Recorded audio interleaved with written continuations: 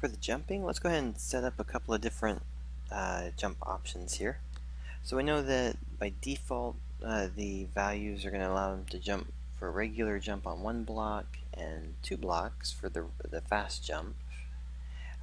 If we were looking for a 3 block to a 4 block jump, let's see what we would have to actually change in order for that to happen.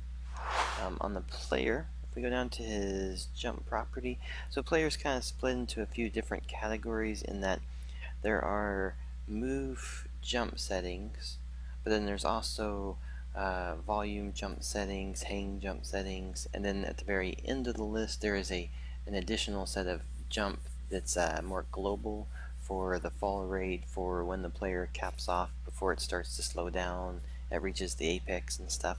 So we're going to take a look first though at just the move jump, meaning that the height that the player can actually jump, and then the speed for which they move left and right during their jump phases.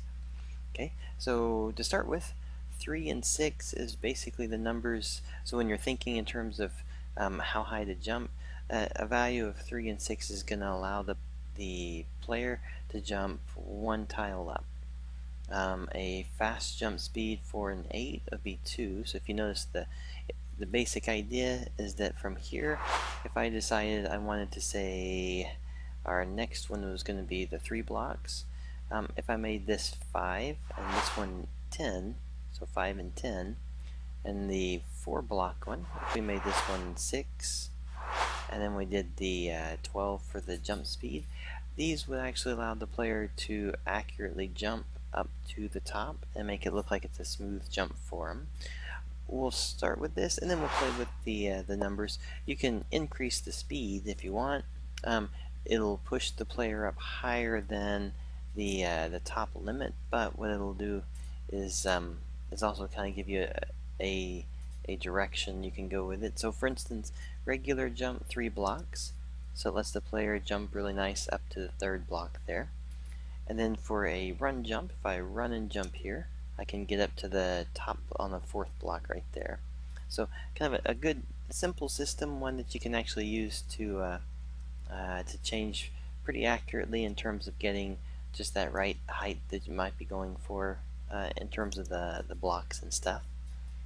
Alright, so this is going to be your basic number system. It'll play true pretty much through any of the heights, as long as you're doing the value where you're just doubling your height to give you your speed. I'll go back down there so you can see it one more time here.